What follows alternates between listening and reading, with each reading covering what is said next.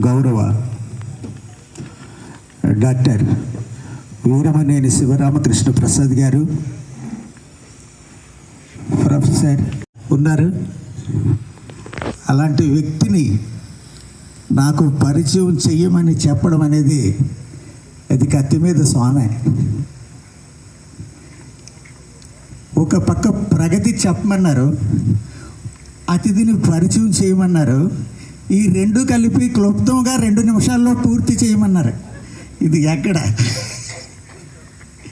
ఇది మా సెక్రటరీ గారి అపర చాణక్యం. సరే, మంచి మిత్రులు గత 2-3 సంవత్సరాలుగా ఆయన గవర్నర్గా చేస్తున్నప్పటి నుంచి కూడా చాలా పరిచయమైనటువంటి సహృదయులు, వినయమరేతలు ఉన్నటువంటి వ్యక్తి ద్వారకానాథ్ గారు. అలాగే ఇప్పుడే ఇక్కడికి వచ్చిన తర్వాత చూస్తున్నాను, కార్యదర్శిగా ఎంతో దక్షతతో చేస్తున్నటువంటి వరం గారు, మా గొడుగు వాకర్స్ అసోసియేషన్ అధ్యక్షుడు లండి కరస్పాండెంట్ శివరామకృష్ణ గారు, మా కార్యదర్శి సత్యనారాయణ, మా మిత్రులు vice president of our club walkers club Ramakrishna, నా సతీమణి లక్ష్మి, మా బంధువులు కోటేశ్వరి గారు, అలాగే పద్మ, శ్రీనివాస్, అశోక్ వాళ్ళ తండ్రి ఆయన కొసరాజు, ఆయన సో వాళ్ళ అబ్బాయి పేరే నాకు గుర్తుంది, ఆయన పేరు కంటే నా స్టూడెంట్ కాబట్టి. అలాగే ఇక్కడికి వచ్చిన తర్వాత చూశాను, ఎంతో చక్కగా ఒక 16 లక్షల నగదు ఉన్నటువంటి, 14 లక్షల కార్పస్ ఫండ్ ఉన్నటువంటి ఒక క్లబ్ ట్రెజరర్గా ఎంతో గర్వంగా రిపోర్ట్ని చదివినటువంటి ట్రెజరర్ వీరబాబు గారు. అలాగే అసలు ఎంత గొప్ప వ్యక్తి అనేది చూసి నాకు అర్థమైంది. ఆ తర్వాత ఇక్కడ 6-7 అధ్యక్షులుగా ఉన్నటువంటి సీతారామరాజు గారు, నాకు మొట్టమొదటి ఈ క్లబ్తో అసలు పరిచయం అంటూ ఉంటే సీతారామరాజు గారి ద్వారానే. ఆయన మరి ఆంధ్ర యూనివర్సిటీలో ప్రొఫెసర్గా ఉన్న రోజుల్లో ఆయన వచ్చి మాకు యూనివర్సిటీ నుంచి ఒక క్లబ్ కావాల్సిందేనండి అని చెప్పారు. అప్పటికే మాకు ఆళ్వార్ దాస్ గారు కానీ, ఏఎస్ఎన్ ప్రసాద్ గారు కానీ, వీళ్ళందరూ కూడా ఆ రోజుల్లో వాకర్స్ క్లబ్ మూల స్తంభాలు. వారు ఇద్దరితో మాకు మంచి ఆత్మీయత అనుబంధం ఉంది ఆ రోజుల్లో. ఆ సమయంలో ఆయన వచ్చి అడిగేపాటికి మేము కూడా ముందుకు వెళ్ళి ఒక క్లబ్ను మొదలెట్టడం జరిగింది. కానీ సంభవ్ మేమందరూ కూడా ఆంధ్ర యూనివర్సిటీలో ఎవరి రీసెర్చ్లో వాళ్ళు పరిశోధనలో ఉండటంలో కొంచెం డెఫినెట్గా మీ నియమాలను వీటన్నింటినీ సరైన పాటించకపోవటం వల్ల కానీ ఏదన్నా కానీ మొత్తానికి అది ఆ క్లబ్ పెద్దగా సాగలేదు. అది ఇప్పుడు అసలు లేదేమో అనుకుంటున్నాను. లో కానీ ఏ క్లబ్లో కానీ డెఫినెట్గా లేదు ఒకే మంత్. అది ఒక రికార్డు. ముఖ్యంగా నా ఈ నెల 96 మంది జన్మదిన జరుపుకుంటున్న నెలలో నన్ను ముఖ్య అతిథిగా ఇక్కడ పిలిచి వారందరికీ శుభాకాంక్షలు తెలిపే అవకాశం ఇచ్చినందుకు మీకు ముఖ్యంగా కృతజ్ఞతలు. ఇక ఒకే ఒక కరెక్షన్, నా ఇంట్రడక్షన్ ముందు నా గురించి చాలా చక్కగా చెప్పినటువంటి ద్వారకానాథ్ గారికి ధన్యవాదాలు తెలుపుతూ ఒక చిన్న కరెక్షన్ ఏంటి, పొరపాటు తోలింది, అది కావాలని చేసింది కాదు. ఆయన కెమింజనీరింగ్ డిపార్ట్మెంట్ నేనే స్టార్ట్ చేశానే ఇంప్రెషన్ వచ్చేట్టుగా చెప్పారు. కాదు, కెమింజనీరింగ్ డిపార్ట్మెంట్ ఆంధ్ర యూనివర్సిటీలో మొత్తం ఇండియాలో 2వ డిపార్ట్మెంట్. రోజు ఉదయం సాయంత్రం తప్పనిసరిగా నడక ప్రాక్టీస్ చేస్తుంటాం. ఎన్ని స్టెప్లు వేసుకున్నాం లెక్కేసుకుంటాం, ఎన్ని కిలోమీటర్లు అని లెక్కేసుకునే వాళ్ళు కొంతమంది, ఎంతసేపు ఎంత సమయం అనేది లెక్కేసుకునే వాళ్ళు కొంతమంది. ఏదేమైనా ఆబ్జెక్ట్ మాత్రం ఒకటే, ఆరోగ్యం బాగుంటాం. అయితే ఇట్లా బ్రిస్క్ వాకింగ్ చేసే వాళ్ళకి ఒక రకంగా ఉంటుంది, మామూలు చేసేవాళ్ళు ఒక రకంగా ఉంటుంది. కానీ బ్రిస్క్ వాకింగ్ చేసే వాళ్ళతో ఇవాళ ఉన్న వాతావరణంలో ఆరోగ్యం కంటే చెడారోగ్యం వస్తుందేమో అనే భయం కలిగే పరిస్థితి వాళ్ళ ఈ రోజున ఉంది. కారణం కాలుష్యం. ఈ కాలుష్యం ఎవరు కలిగేస్తున్నారు, ఎందుకు కలగజేస్తున్నారు, ఎక్కడి నుంచి వస్తుంది? ఎవరో కలగజేయట్లా, మనమే మన దాని బాధ్యులం. బయట వాళ్ళు ఎవరో కాదు, మనమే. మన ప్రభుత్వాలకి మనం ఎలా బాధ్యులమో మన కాలుష్యానికి కూడా మనమే బాధ్యులం. అది 100% ట్రూ. అయితే ఇక్కడ విశాఖపట్నం నగరంలో ఏక్యూఐ మధ్యన చూసుంటారు, ఎయిర్ క్వాలిటీ ఇండెక్స్ 300 కూడా దాటింది ఒక మధ్యలో ఒక సందర్భం డిస్ట్రిబ్యూట్ చేయటం కానీ ట్రాన్స్పోర్ట్ చేయటం కానీ. వీటిలో అది ఎంతో కాలంగా ఇట్లా జరుగుతున్నా అక్కడ దానిలో ఉన్నటువంటి ఆ కన్వేయర్ బెల్ట్స్ ఒకసారి మధ్యన ఒక 1.5 year బ్యాక్ అనుకుంటాను నన్ను ఎన్విరాన్మెంటల్ మానిటరింగ్ కమిటీలో మెంబర్గా వేశారు పోర్ట్ ట్రస్ట్. దీంట్లో వేస్తే ఫస్ట్ టైం అప్పుడే నేను వెళ్ళటం దాని దగ్గరికి. అంతకుముందు చూస్తున్నాను, వీళ్ళకి చాలా సలహాలు ఇస్తున్నానంటే కన్వేయర్ బెల్ట్ దగ్గరికి వెళ్ళి చూడటానికి అవకాశం దొరికింది ఆ టైంలోనే. అంతకుముందు ఆ బయట నుంచి చూడటం మాత్రమే కుదిరేది. అప్పుడు చాలా చోట్ల ఆ లీకేజెస్ ఉండటం అవన్నీ కూడా గమనించడం జరిగింది. గమనించినప్పుడు వాటిని ఆ మీటింగ్లో క్లియర్గా చెప్పి రెజల్యూషన్ కూడా రాయించడం జరిగింది. ఏమేమి చేయాలో కూడా చెప్పడం జరిగింది. వాటిని ఎట్లా రిపేర్ చేయాలి, తర్వాత ఆ కోల్ని డస్ట్ లేకుండా సప్రెసెంట్స్ ఎలా, లిక్విడ్ సప్రెసెంట్ ఎట్లా అప్లై చేయాలి, ఇవన్నీ కూడా చాలా క్షుణ్ణంగా చెప్పడం జరిగింది. రెజల్యూషన్స్ రాయటం కూడా జరిగింది. సో రాశారు కాబట్టి బాగా జరుగుతుందని ఆశాభావంతో వెళ్ళిపోయాం. తర్వాత 3 నెలల తర్వాత కానీ మళ్ళీ మీటింగ్ పెట్టాల. ఆ 3 నెలల తర్వాత మీటింగ్ పెట్టినప్పుడు చూస్తే సేమ్ అసలు డిటో, నో చేంజ్, అంటే స్టేటస్ కో. సో దాంతో ఏంటంటే ఏం చేయలేదని చెప్పి మళ్ళీ రెజల్యూషన్స్ మళ్ళీ రాస్తే సేమ్ రెజల్యూషన్స్ మళ్ళీ రాయటం జరిగింది. మళ్ళీ మూడోసారి కూడా ఇంకో 3 నెలలు 6 నెలల తర్వాత పెట్టారు. అంటే 9 నెలలు అయిపోయింది. వచ్చినట్టు వాహన కాలుష్యం నుంచి ఇటు నుంచి వచ్చిన అన్ని మొత్తం కాలుష్య కారకాలన్నీ ఒక ఇదిగా ఫార్మ్ అయ్యి రియాక్ట్ అయ్యి ఆక్సిజన్తో రియాక్ట్ అయినప్పుడు ఫెరాక్సిల్ యాసిడ్ నైట్రేట్స్ అని ప్యాన్ అంటాం దాన్ని, అవి ఫార్మ్ అవుతాయి. అవి చాలా ప్రమాదకరమైనవి. అది పోయినప్పుడే ఏక్యూఐ ఇండెక్స్ బాగా పెరిగింది.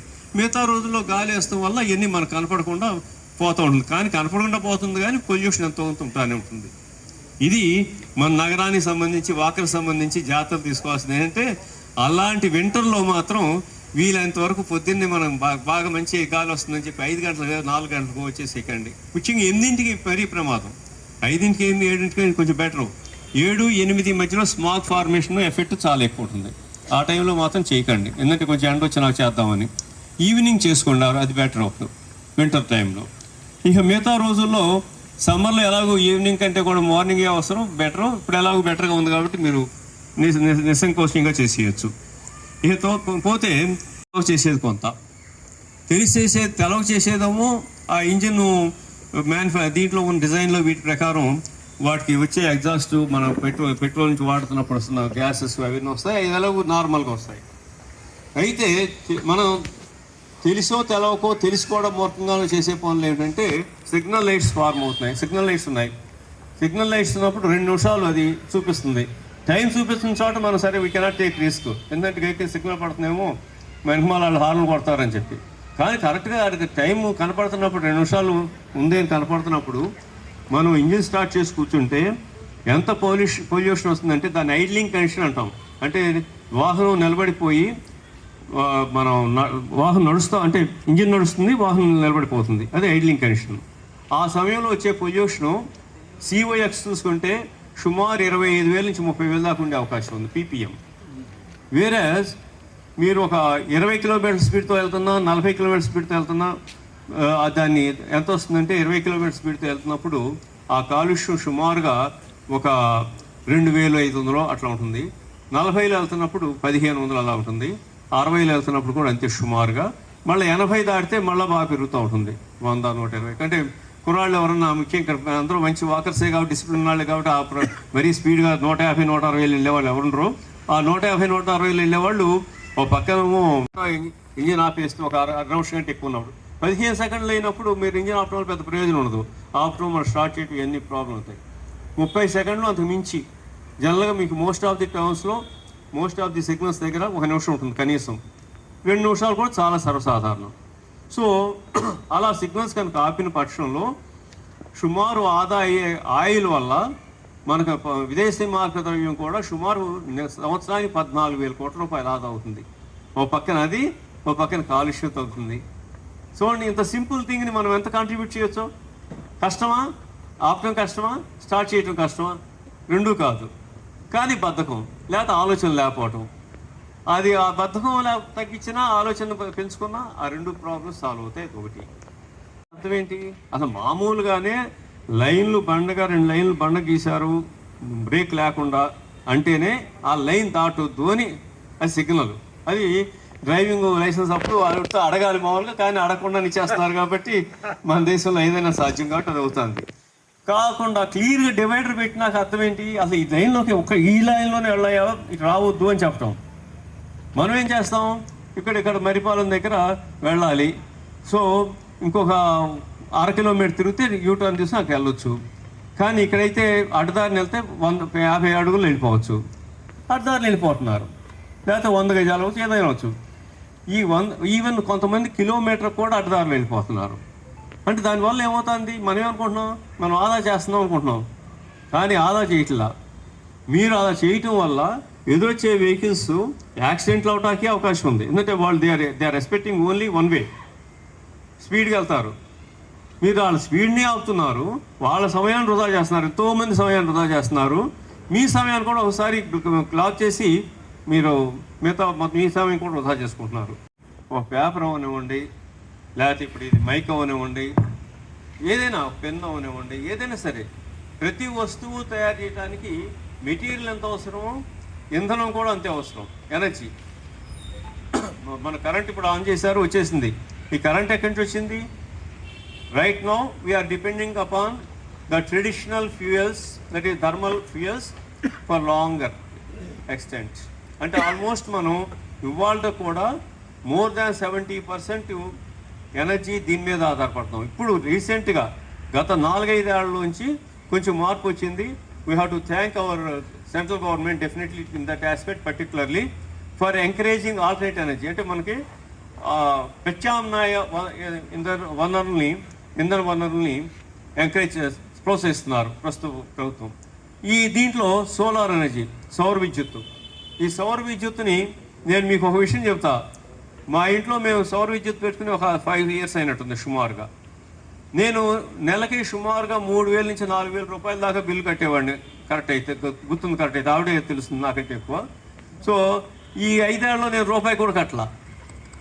అంటే మొత్తం నాకు వచ్చి నేను పెట్టిన పెట్టుబడి ఎంత ఆ రోజున 2.5 lakhs. 2.5 lakhs. ఈ 2.5 lakhs నాకు వచ్చేసింది, ఆల్మోస్ట్ రిటర్న్ అయిపోయింది. మొత్తం భూమండలానికి మీరు సేవ చేస్తున్నారు.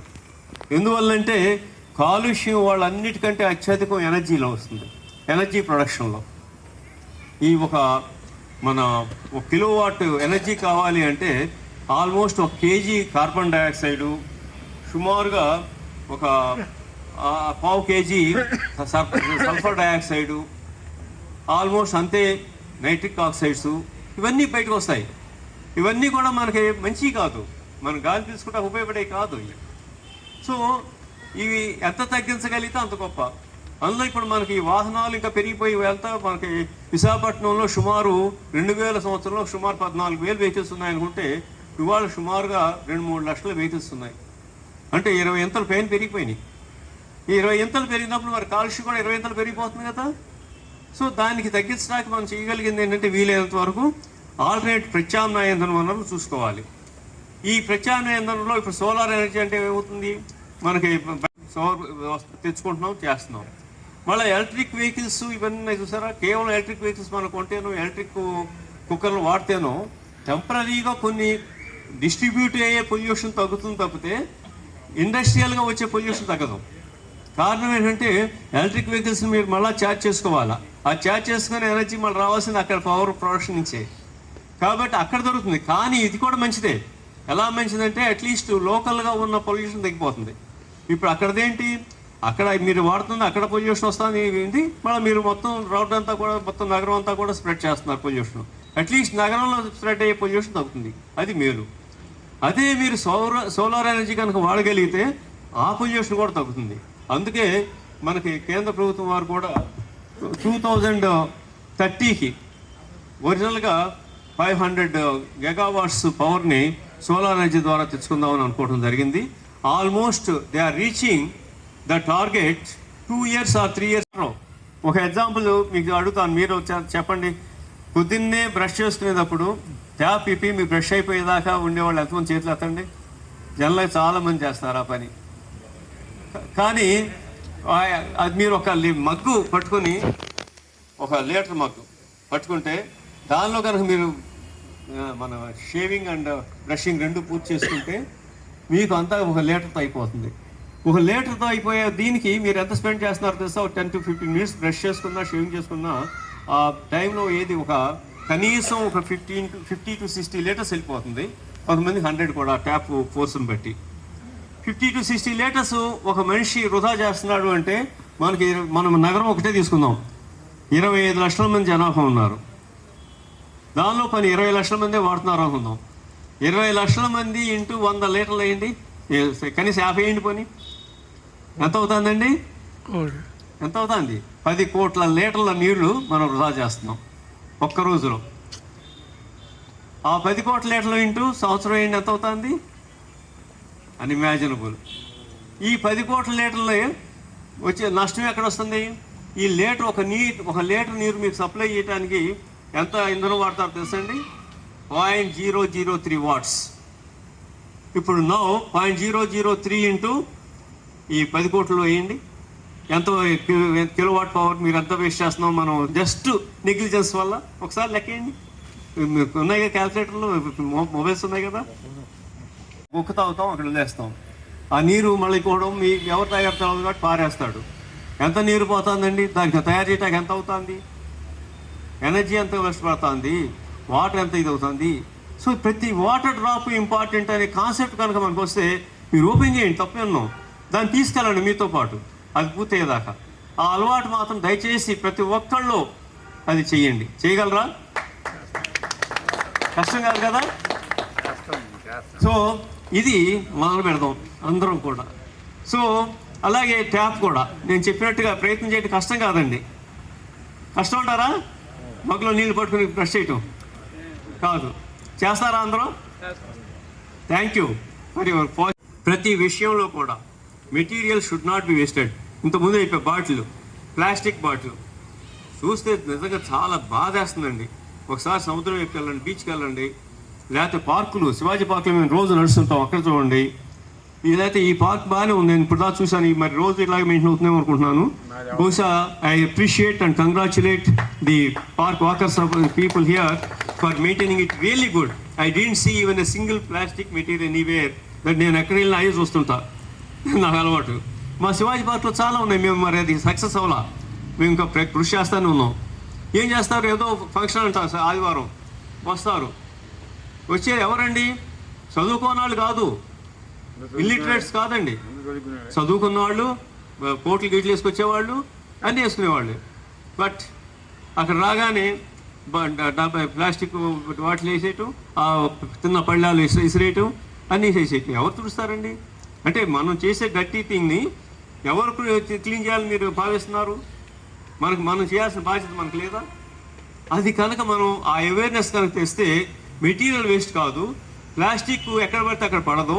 ఇంకోటి గుర్తుంచుకోవాల్సింది ఏంటంటే, instead of saying no to plastic అన్నాం కాబట్టి ఇలా ఎలా పడితే అలా పడేయటం వల్ల ఏమవుతుంది? ఆవులు, గేదెలు ఇవన్నీ తినేసి అయిపోతున్నాయి. ఈ సముద్రంలోకి వెళ్ళిపోయాం, సముద్రంలో చేపలు పోతున్నాయి, ఇవన్నీ పోతున్నాయి. సో అన్నిటికీ హాని చేస్తున్నాం. అలా కాకుండా మీరు ఒక పని పెట్టుకోండి. ప్రతి ఒక్క వ్యక్తి మీరు వాడిన ప్లాస్టిక్ మెటీరియల్ ఏదైనా సరే మీరు వేరే ఒక ప్లాస్టిక్ దీంట్లో ఒక డబ్బాలోనో దేంట్లోనో దాంట్లో దాన్ని భద్రపరచండి. భద్రపరిచి నా దగ్గర ఇంత ప్లాస్టిక్ ఉంది అని అక్కడ కాపులపాడులో ఉంది అక్కడ ఇచ్చేయండి, లేకపోతే ఇంకో చోట ఇవ్వండి, లేకపోతే కలెక్షన్ సెంటర్స్ కూడా ఈ మధ్య స్టార్ట్ అవబోతున్నాయి, వాటికి ఇవ్వండి.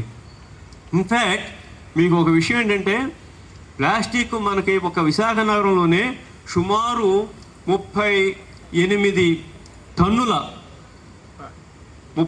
టన్నులు ప్లాస్టిక్ ప్రతిరోజు మనం పారేస్తున్నాం.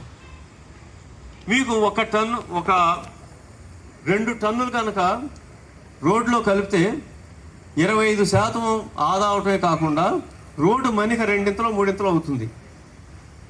ఈ ఒక 25% ప్లాస్టిక్ని సిమెంటు తయారు చేసే కిల్స్లో వేస్తే అక్కడ పొల్యూషన్, ఫ్యూయల్ పొల్యూషన్ తగ్గుతుంది. రాబోయే అని చెప్తే పాడేసి నిద్రపోయాడు పాప పిచ్చి పిల్లలు.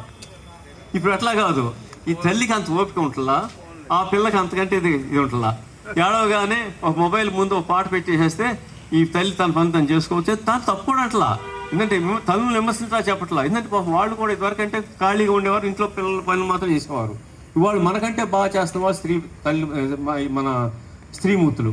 ఎందుకంటే వాళ్ళు చేస్తున్నటువంటి సేవ ఎవరో చేయట్లేదు వాళ్ళ.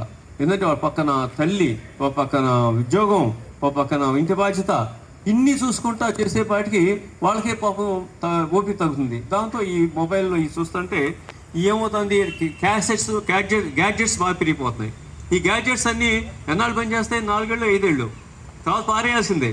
పారేయటాక ఎక్కడ రోడ్ మీద పడేస్తే దట్ ఈస్ అగైన్ అది డికంపోజ్ అవుతాం. సో దీన్ని ఈ వేస్ట్లు కూడా మీరు కలెక్షన్ సెంటర్లు వస్తున్నాయి. ఇప్పుడు గమ్మత్ ఏంటంటే మన భారతదేశంలో ఈ వేస్టులు మొత్తం 170 మిలియన్ టన్నులు వస్తుంటే దానిలో ఒక అగ్రభాగం 2 రాష్ట్రాలు పోతే, ఉత్తరప్రదేశ్ ఇంకో రాష్ట్రం పోతే, 3వ రాష్ట్రం Andhra Pradesh state. Divided Andhra Pradesh state, combined Andhra Pradesh state కాదు. మహారాష్ట్ర, ఉత్తరప్రదేశ్ తర్వాత 3వ స్టేటు మన ఆంధ్రప్రదేశ్. ఈ వేస్ట్లో అన్నిట్లోనూ అగ్రభాగంలోనే. కాబట్టి వీటిని నియంత్రించడం మేము మెత్తని మానేయండి అని చెప్తాడు ఒక ప్రబుద్ధుడు. ఆయన డాక్టర్ కాదు, డాక్టర్ చదవాల, డాక్టర్ చెప్పేది తప్పు అంటాడు. సో ఈ మనకు కూడా అదే నమ్ముతాం. డాక్టర్ చెప్పింది నమ్మం, ఈయన చెప్పింది నమ్ముతాం. అలాగే విరాట్ కోహ్లీ నమ్మం, విఎస్ఆర్కే ప్రసాద్ చెప్పిన బ్యాటింగ్ ఎలా చేయాలో నమ్ముతాం. సో అలాగే సేమ్ వేలో ఈ గూగుల్ సెంటర్, డేటా సెంటర్, వీటికి కూడా ఎందుకు చెప్తున్నానంటే, వీటికి కూడా అబ్బో అసలు అదేంటి, మొత్తం మన విశాఖపట్నం నీళ్ళన్నా అయిపోతాయి, మన ప్రేమ అయిపోతుంది, కరువు వచ్చేస్తుంది, అసలు మనం నీళ్లు కూడా తాగినవరా ఈ ప్రభుత్వం అని చెప్పి మొదలు పెడతారు. మొదలు పెట్టగానే నమ్మేస్తాం, నమ్మేసి జెండాలు పట్టుకుంటాం, వెళ్తాం, అయిపోతుంది. కానీ దీనిలో ఆ ప్రాజెక్టులో క్లియర్గా ఇచ్చిన కండిషన్స్ ఏంటంటే సీ వాటర్ మాత్రమే వాడాలి కూలింగ్కి. వాళ్ళకి కావాల్సిన వాటర్ కూలింగ్కే, ఇంకా దేనికి అవసరం. వాళ్ళకి ఏం చేసుకుంటారు వాటర్, వాళ్ళకి కెమికల్ ఇండస్ట్రీ కాదు. జనరేట్ అవుతుంది, హీట్ జనరేట్ అవుతుంది కాబట్టి హీట్ కూల్ చేయాలి. హీట్ కూల్ చేయడానికి మన సీలో బోల్డ్ వాటర్ ఉంది. ఆ వచ్చిన వాటర్ని మనం తీసుకొచ్చి మళ్ళీ దాన్ని కూల్ చేసి వదలాలి. బయటకు వచ్చినాక ఏరేషన్ చేస్తే కూల్ అయిపోతుంది. So that is how it happens. దానిలో మనకు ఒక నీటితో మనం మామూలుగా మనం వాడుకునే మంచినీరు, మనకు వచ్చే గోదావరి నీరో లేదా ఇంకో నీరో వాళ్ళకు అవుతుంది. 1 లీటర్ కూడా ఇవ్వాల్సిన అవసరం లేదు. అది ఫస్ట్ పాయింట్. సెకండ్ పాయింట్, ఇక ఈ హీట్ని, ఆ వచ్చే హీట్ని కూడా నేను అనుకోవటం అంటే ఇప్పటికిప్పుడుగా టెక్నాలజీ వెంటనే అందుబాటులో ఉన్న టెక్నాలజీ తక్కువ. కానీ భవిష్యత్తులో అదే కనుక యూరోప్ కంట్రీస్లో అయితే ఆ టెక్నాలజీ ఇవాళ కూడా వాడుకోవచ్చు. ఎందుకంటే వాళ్ళకి అన్ని కూల్ కంటే బాగా చల్లని దేశాలు కదా, అందుకని ఆ వచ్చిన హీట్ని వాళ్ళ ఇళ్ళని వేడి చేసుకోవడానికి వాడుకుంటున్నారు వాళ్ళు. అక్కడ మనకు అవకాశం లేదు, మన అసలే ఉష్ణ దేశం, మనకి ఇంకా అది ఎక్కడ ఉంటుంది. కాబట్టి ఇక్కడేంటంటే రాబోయే రోజుల్లో తెలుసు technology is going to have even utilization of that small heat to generate electricity. ఇప్పుడు చేయొచ్చు, కానీ ఇప్పుడు ఫెజిబుల్ కాదు. అంటే డబ్బులుగా దానికి చెల్లుబాటు రాదు. ఇప్పుడు చేయొచ్చు, టెక్నాలజీ ఉంది ఇవాళే. కానీ ఆ టెక్నాలజీతో వచ్చే కరెంట్ ఏంటంటే మనకు 5 రూపాయలకి బయట కరెంట్ వస్తే 10 రూపాయలకో అది 20-30 పడుతుంది. భవిష్యత్తులో ఈ టెక్నాలజీ డెవలప్ అయినప్పుడు అది కూడా ఈ ద్వారా వచ్చిన, ఉదాహరణకి విండ్ ఎనర్జీ మొదలెట్టినప్పుడు మనకి మామూలు ట్రెడిషనల్ ఎనర్జీ 1 కిలోవాట్ విఘ్నం కలిగించేటువంటి చర్యలను వీలైనంత వరకు నా చేతైన పరిధిలో అడ్డుకుంటానని నేను అమలుపరచనని వాగ్దానం చేస్తున్నాను. నా బాధ్యతగా నా జీవిత కాలంలో కనీసం 10 వృక్షాలను నాటి వాటిని పెంచే బాధ్యతను తీసుకుంటున్నాను అని చెప్పి ప్రతిజ్ఞ చేస్తున్నాను. గవర్నమెంట్ రెగ్యులేషన్స్ ప్రకారం కానీ, కాలుష్య రెగ్యులేషన్స్ ప్రకారం కానీ, వాహనం నడపే విషయంలో, మెటీరియల్స్ వాడే విషయంలో అన్ని జాగ్రత్తలు పాటించి కాలుష్య నియంత్రణకు నేను మనస్థితితో పనిచేస్తానని ప్రయత్నం చేస్తున్నాను. థ్యాంక్ యూ వెరీ మచ్ అండి. ఆనందంగా యాక్సెప్ట్ చేస్తాను సార్, కొంచెం దించండి, మీ ఫేస్ కట్టుతుంది. ఇది బాగా ఆనందం.